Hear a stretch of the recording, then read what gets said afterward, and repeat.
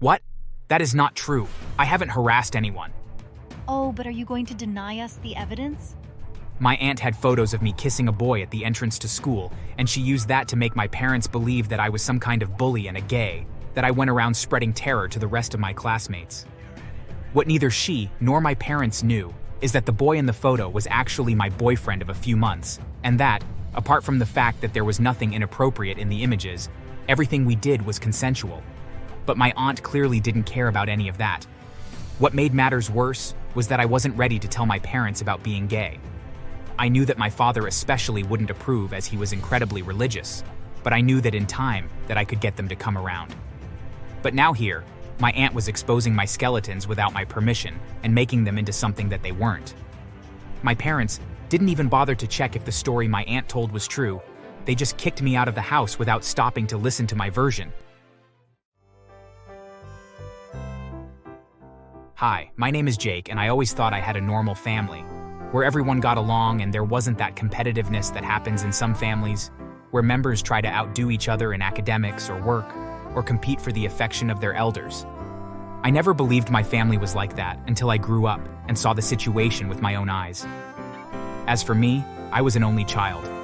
Although I wasn't a prodigy, I put in a lot of effort into the subjects and hobbies that interested me the most. My parents were very proud of me and would boast about me to their friends and relatives who were willing to listen. This year he started taking painting classes, and the teacher is delighted. Says he has talent and it hardly takes any effort for him to follow instructions. Oh, really? I didn't know Jake was interested in painting. Yes, he has been drawing since he was very young. We should have enrolled him in an art club sooner. Definitely, talents need to be nurtured from a young age, otherwise they won't amount to anything. Speaking of which, I'm thinking that maybe Colin would benefit from joining some extracurricular activities too. Colin was my cousin, my aunt's only child, a boy my age with average grades and a friendly character. We didn't go to the same school, but we saw each other often, and since we had similar personalities, we considered ourselves friends. Gradually, I started noticing that not only did we play together on weekends when our parents got us together, but I also began to see Colin in the same places I frequented. The same happened with hobbies. Any idea I had to pass the time, my cousin ended up adopting for himself. For example, if I decided to take guitar lessons, the next week I'd find Colin learning piano at the same academy. Or, if I happened to take an interest in chess, the next day, I'd hear that Colin already knew how to play and was thinking of entering a tournament. At first, I thought it was mere coincidence, that just by talking about my hobbies, I had sparked some interest in Colin. But it wasn't really like that. It's my mother who forces me to attend these things, or to practice the same activities as you. I have no say in it. What? I thought you liked these hobbies. You always speak highly of them. I enjoy some of them. Others couldn't be more irrelevant to me. I just go along with it because my mother wants me to. Can't you tell her to unenroll you? It makes no sense to spend 3 hours a week at the soccer club when you don't even like sports. It's pointless. It would only make her angry and she'd punish me somehow. It was true that my aunt was very strict with Colin, not only demanding excellent grades in all subjects at school, but also expecting him to excel outside of school.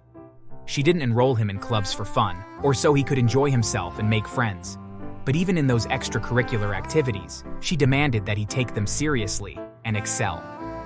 When I was younger, I didn't fully realize the extent of my aunt's demands on my cousin, nor did I give it much importance because Colin tried not to complain too much. But as I reached adolescence, I became aware of the magnitude of the problem. My aunt seemed obsessed with having her son be better than me. And if I ever did something praiseworthy, Colin always had to have done something even better. Just the other day, he started violin lessons. His conservatory teacher says he has the potential to be a prodigy. It's great that he has talent, but isn't it a bit early to call him a prodigy? He's just starting to learn. Nonsense. Listen to what the teacher says. He knows. Colin will be giving concerts in no time. Jake just passed his exam to enter the professional school he wanted. Oh, good for him. My Colin, on the other hand, has just enrolled in the best university in the country.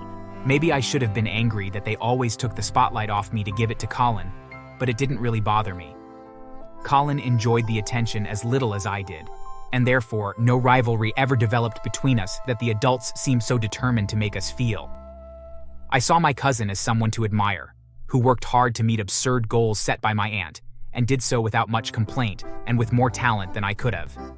And Colin saw me as another friend with whom to have a good time and escape his problems for a short period of time. Little did I know that my aunt saw me as a rival to her son and one that needed to be removed. Everything was fine until one day, when I was barely 18, I came home from school to find my bags packed and my parents and my aunt waiting for me at the door. Is something wrong? Yes, it turns out your aunt has told us about the public scandal you've been involved in these past few days. Months, actually. It's been months. Poor Colin didn't want to tell me the details out of respect, but with the little he told me, I was able to get an idea of how terrible the situation was. What are you talking about? Don't pretend you don't know. The school called. It seems that you have been sexually harassing a boy. What? That is not true. I haven't harassed anyone. Oh, but are you going to deny us the evidence? My aunt had photos of me kissing a boy at the entrance to school, and she used that to make my parents believe that I was some kind of bully and a gay, that I went around spreading terror to the rest of my classmates. What neither she nor my parents knew is that the boy in the photo was actually my boyfriend of a few months, and that, apart from the fact that there was nothing inappropriate in the images, everything we did was consensual. But my aunt clearly didn't care about any of that. What made matters worse was that I wasn't ready to tell my parents about being gay. I knew that my father especially wouldn't approve, as he was incredibly religious, but I knew that in time that I could get them to come around. But now here, my aunt was exposing my skeletons without my permission and making them into something that they weren't. My parents didn't even bother to check if the story my aunt told was true. They just kicked me out of the house without stopping to listen to my version. I'm very sorry about what happened to you. It wasn't fair. I don't understand why she did that. It was so unnecessary. She had been insisting for a while that you were a bad person, that you were hanging out with terrible company, and that you had your parents fooled. Obviously, I didn't believe her, and when she saw you leaving the school the other day when she came to pick me up, I guess she took the opportunity to make something up against you. I figured it hadn't come from you. No, Colin himself was surprised.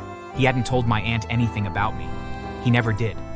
In fact, my cousin, knowing the precarious situation I was in, even offered to give me money so I could find a place to live while everything got sorted out. I moved in with my boyfriend, who also helped me a lot when he found out what had happened, and I started looking for a job in case clearing up those malicious rumors from my aunt didn't get my parents to take me back home. My aunt had spread the rumors throughout the school, which is why the principal had called my parents to ask about what had happened. Fortunately, once I spoke with him and clarified that I had never done anything wrong, I was allowed to continue attending school. And although my reputation was tarnished by those lies, at least I was able to finish the school year without further incident. My parents only believed my side of the story after much insistence on my part to listen to me, also obtaining the testimony of my boyfriend and my cousin, the cousin whom, by the way, they believed more than either of us. Although the whole incident left me on shaky grounds with my parents, I was able to clear my name, and my parents believed me that I hadn't harassed a fellow student. They still had difficulty accepting that I was gay, and so after so many months of being cast out of my home, I ended up deciding that I preferred to live on my own, away from them. Although, the thing that still stung was that they didn't even have any hard feelings towards my aunt, despite the fact that she lied about me. They just assumed it was a misunderstanding. You should report my mother. What good would that do? And report her to who? I don't know. Maybe to a reporter? She's done questionable things to me too, and it's time someone stopped her. You should make public what she's done to you. Honestly, I hadn't thought about it. I've been busy this past year just trying to survive. Well, if you do, let me know. I'll support you. And so he did. At first, I didn't want to go to the press. I briefly wondered if I could go to a police station to file a defamation report, but quickly reconsidered as I realized that I didn't have enough evidence to prove that she had done something illegal, really. But I did end up telling my story on a podcast that was listened to by millions of people around the country. The story went viral, and soon the internet was clamoring for justice. My aunt became a meme on the web, with countless people mocking her and talking about what a terrible person she was in every forum. And since the internet reaches everyone, news of what my aunt had done soon reached our town and our acquaintances. The company she worked for started to get complaints and was boycotted by people that sympathized with my story, and in order to save face, they fired her and made a big showing of it. After that, Colin told me that my aunt was unable to find another job, as no one wanted to hire her and get public hate for doing so. Even her neighbors stopped talking to her, and eventually, she was forced to move because people would show up at her house and harass her or deface her home or car. Colin told me that their car's windows were broken several times and that my aunt had stopped getting them repaired because it was a waste of money since they would just be broken again. Months later, Colin told me that my aunt moved to another city but still couldn't find work and ended up being so desperate that she resorted to stealing in order to survive and had been arrested. At the time, he was uncertain how much jail time she would be facing, but he suspected that it wouldn't be a short amount of time. As for me, I moved on with my life, free from people like my aunt. My parents still call and talk to me once in a while, but because they are Christians, they still can't get around the fact I'm not straight. Telling my story publicly gave me a certain amount of fame, which ended up helping me to assist others in my situation and also obtain the funds to continue my studies and finally buy my own house. Thanks for watching. Please subscribe for more stories.